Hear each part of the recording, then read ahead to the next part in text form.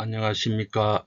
저는 부산대학교 사학과에서 강의를 하다가 2024년 2월에 퇴직한 문학박사 선석열입니다.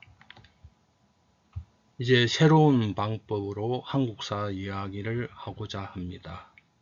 이번에는 21번째로서 주제는 정한국은 우리나라 역사 교과서에 한국 중세의 나라로 편입되어야 한다는 것입니다.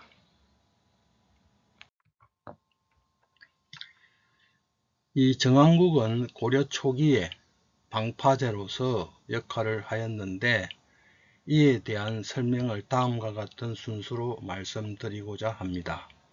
일련의 역대 연표 속에 정한국이 가장 구체적으로 나타나 있습니다. 발해의 개성국으로 되어 있죠. 고려 초기의 정세 안정 과정과 정한국입니다. 정한국이 없으면 고려 초기의 정세는 안정되기가 어려웠을 겁니다. 그런데 약 50년간 이 정한국은 흥망성쇠를 거치는데 여기에 결정적인 원인은 이 거란입니다. 이 거란이 이 정한국을 멸망시키고 고려까지 침입하게 되었습니다. 이러한 부분을 보면은 정한국은 우리나라 역사에 편입시켜야 한다는 우리 역사 인식을 환기시킬 필요가 있다는 것입니다. 이것을 객관해보면 정한국은 발해 개성국가로서 한국 중세의 국가였다고 할 수 있습니다. 정한국은 고려 초기에 고려와 거란, 요나라 사이에 위치하였습니다. 발해를 멸망시킨 거란은 중국의 송나라와 대립하면서 고려를 위협하였습니다. 고려는 지배체제의 정비에 어려움이 많았으나 정한국은 고려와 거란의 직접 충돌을 막는 역할을 해주었습니다. 이 정한국이 요나라에 멸망당한 이후 고려는 거란의 침략을 받게 되었습니다. 그 사이에 고려는 이미 지배체제를 정비하게 되었으므로 거란의 위협을 극복하였습니다.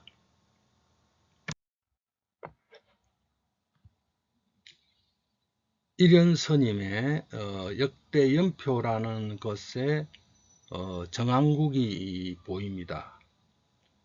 이 발해의 개성국으로서 보입니다. 보각국존이라고 하는 존호를 가지고 있습니다. 일연스님은 자신이 저작한 역대 연표가 있는데 고려 후기의 성녀 일연이 1278년 충렬왕 5년에 인흥사에서 간행하였습니다. 한중 일의 역대 왕명과 연호를 정리하고 신라 고구려 백제 발해 고려의 왕명과 제위연수 등을 수록한 연대표입니다. 이 합전 해인사의 팔만대장경 옆에 부록으로 사간판에 소장되어 있는 2판짜리 4페이지의 판본으로 1982년 보물로 지정되었습니다. 이 역대 연표는 삼국유사의 연대표인 왕력을 찬술하기 위한 선행작업의 일환으로 이루어졌습니다. 특히 아래의 역대 연표 사간판본에서 보면 제1단의 중국 왕조, 후주, 대송의 아래 제3단에 보면은 이 오른쪽 페이지 쪽에 오른쪽에 조금 붙어 있죠. 여기에 발해와 그 다음에 왼쪽 페이지에 아래 3단에 셋째 줄에 보면은 원흥이라는 연호가 보입니다. 다른 연표에서는 보이지 않는 국가로 우리나라 계통의 국가로서 정한국의 연호가 이 역대 연표에서 유일무이하게 나타나고 있어 고려시대 사람들의 역사 개성의식으로서 주목받았습니다. 고려 초기에 정세가 안정되어 가는 과정을 겪습니다. 고려 초기에는 호족 연합정권으로서 상당히 어려웠습니다. 이때 정한국이 어떠한 역할을 하였는지를 알아보겠습니다. 918년에 건국된 고려는 호족 연합정권이었으므로 고려 초기의 왕들은 왕권을 강화하고자 순차적으로 노력하였습니다. 광종의 과거제 등 개혁 정치로 정치 세력의 세대 교체가 이루어지고 왕권과 호족이 서로 타협하게 되어 갔습니다. 그래서 성종 때는 최성로의 시무책에 나오듯이 왕권과 신권의 조화를 이루면서 왕권이 안정되었습니다. 938년에 요나라는 고려에 사신을 보내어서 친선을 요청하면서 낙타를 선물로 보냈습니다. 이 이유는 당시에 이 요나라, 거란이 세운 요나라는 남쪽의 송나라와 대결하는 것이 주였습니다. 근데 고려는 요나라가 볼 때는 배후의 적이죠. 요나라의 뒤통수를 칠 수 있는 나라였습니다.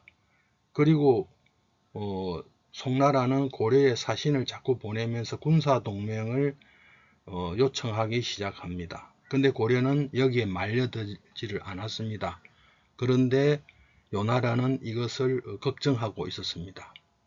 근데 왕건은 거란을 어떻게 인식했냐면 발해를 멸망시킨 무도한 나라로 비난하고 만부교 아래에서 선물로 보낸 낙타를 굶겨 죽여서 적대감을 나타내었습니다. 보통 이렇게 되면 바로 쳐들어와야 되는데 고려는 이 정한국이 요나라와 고려 사이에 끼어 있었기 때문에 이 938년부터 986년 정한국이 멸망할 때까지 거란의 직접적인 침략을 받지 않았습니다.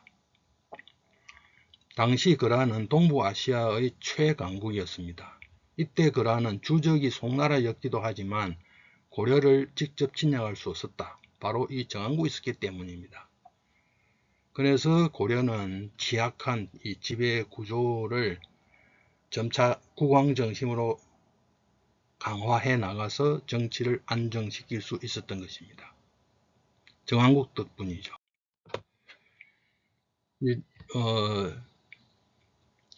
정한국이 없어진다면 어떻게 되겠느냐? 그건 바로 거란이 고려를 직접적으로 침략하는 것입니다. 정한국은 발해 귀족 출신인 열만화가 938년경 서경 압록부에서 건국한 나라입니다. 정한국은 970년 송나라와 국교를 맺고 981년에도 사신을 보냈습니다. 이것은 숙적거란의 요나라를 공략하고자 한 것입니다. 항상 불안한 거죠.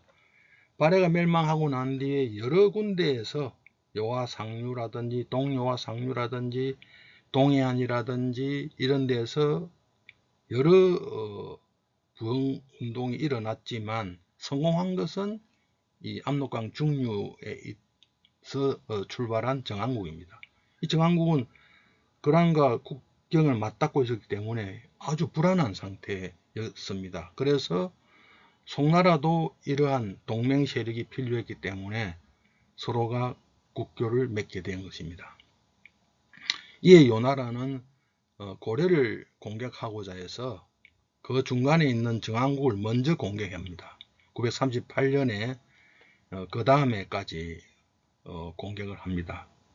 그렇게 일단 국력을 타진해 본 다음 이어 985년 이 제차 대규모 원정을 감행하여 986년에 정한국을 멸망시켰습니다. 이 정한국 영토를 4개 주로 나누고 이것을 뒤수습을 한 뒤에 또 송나라를 한 번 더 제압을 해 놓습니다. 그리고는 994년 처음으로 고려를 공격하게 됩니다. 오늘날 20여 년 전까지만 하더라도 이 정왕국의 존재에 대해 이 구체적으로 알려져 있지 않았습니다. 앞에 제가 설명을 계속 드렸지만, 그런데 21세기에 이르러 역사 인식이 공간적으로 확대되면서 정왕국에 대한 관심이 높아져서 알게 되었습니다.